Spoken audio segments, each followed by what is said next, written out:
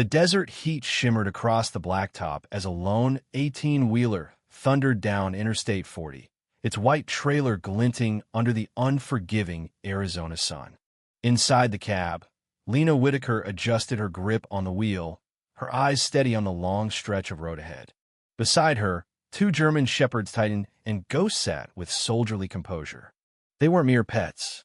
They were her partners, her family, and veterans of more missions than most could count. This wasn't just a haul. The trailer behind them held over $7 million worth of specialized medical supplies en route to a children's hospital in Houston. Supplies that couldn't afford delay. Supplies some children couldn't live without. Lena knew the risks. The highways had become increasingly dangerous, not just from the usual hazard of the road, but from something far more coordinated and sinister. For weeks, rumors swirled about a biker gang operating like a paramilitary unit that does serpents. Armed, methodical, and with a growing appetite for high-value cargo. She had heard the stories. Medical trucks disappearing. Drivers vanishing without a trace. No one had connected the dots officially, but Lena didn't need a memo from law enforcement to know something was very wrong. Her satellite radio crackled to life. Eastbound, you got eyes on serpent colors near exit 247. They've been tailing rigs for the last hour, came the voice of a fellow long hauler named Javi. His voice held tension. Watch your six, Whitaker. Lena leaned forward slightly, eyes narrowing as she checked her mirrors. In the distance, chrome glinted. Motorcycles. 6 of them. Riding low and tight, too organized for casual bikers. Ghost gave a low growl from the passenger seat. Copy that, Javi, she said evenly. Looks like they're on me now. Titan let out a quiet huff, eyes locked forward. The last time the 3 of them had been surrounded like this, it was in Helmand Provincian ambush that had cost friends and nearly her life. Her hands moved instinctively, reaching for a small panel under the dash. The switches she flipped weren't standard as Sweno truckers were. Lena's rig was modified to the teeth. Reinforced panels, signal jammers, flash deterrents, and smoke deployment systems. Legal? Mostly. Necessary? Absolutely. She flipped on her dash cam and hit record. If this went sideways, someone needed to know what happened. Titan. Ghost. Ready, she said softly. The dogs didn't bark. They didn't whine. They shifted their stance and locked eyes on the Windows alert, waiting. The only sound was the steady rumble of tires and the distant thunder of engines growing louder. The serpents moved in a V formation, boxing her in. One rider pulled up on her left, another on the right. A third fell in behind, and she could see more spreading out in front of her. Their leader evident by the massive serpent patch on the back of his Cutthroat without a helmet. His name, she'd later learn, was Maddox Viper Strayhorn. He motioned for her to pull over. She didn't. Final warning, Viper shouted across the wind. Pull over or we pull the plug. Inside, Lena's breath stayed even. Ghost shifted, growling low.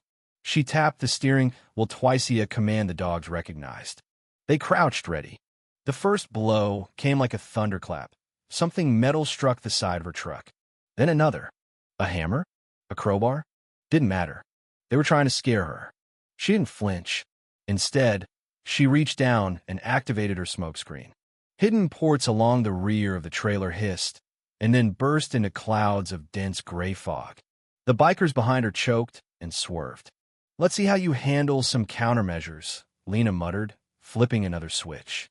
Bright, strobing LED panels ignited around the rig's perimeter, a disorienting light show that had been used in convoy ops overseas to repel attacks in darkness.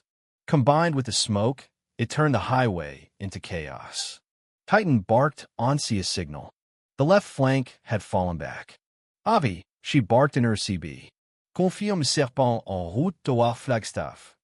Affirmative, came the reply. But you stirred the nest. They're rerouting from all directions.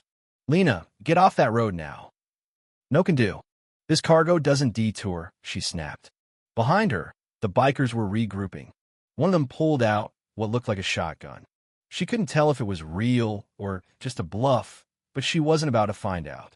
She veered right, off the highway, and onto a narrow access road leading toward the mountains. It was steep, filled with loose gravel and sharp curves. But Lena had driven worse. The bikers followed. What happened next was part instinct, part training, and part fury. Lena braked hard at the top of a ridge, spun the wheel, and brought the truck to a halt with surgical precision. The bikers hesitated, confused. She opened the door and stepped down. Her boots hit the ground just as Titan and Ghost leapt from the cab silently, with terrifying grace. They moved like predators, flanking her instinctively. "You boys picked the wrong shipment," Lena called out. "And the wrong woman." Viper stepped forward, sneering. "You think a couple of mutts are going to stop us?" She didn't respond. Instead, she reached into her vest and pulled out her military ID, still recognized by a select few. U.S. Army, K9 unit, retool. These mutts saved more lives than your crew ever ruined. For a beat, no one moved. Then, without warning, one of the serpents raised a weapon reel, unmistakable and aimed. It was the last mistake he'd ever make. Titan launched like a missile, hitting the biker mid-center mass. Chaos erupted.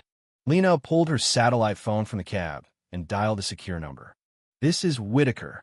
Attempted hijack confirmed. Send reinforcements to coordinates. I'm uploading now. High-value cargo compromised. Threat is organized, trained." She watched as Ghost pinned a biker to the gravel, snarling. Lena gave a low whistle, and the dog immediately backed off, standing guard. The fight didn't last long. By the time law enforcement arrived, state troopers and a SWAT unit out of Prescott, 6 of the bikers were restrained, 2 injured, and 3 had fled into the hills. Viper was among those arrested.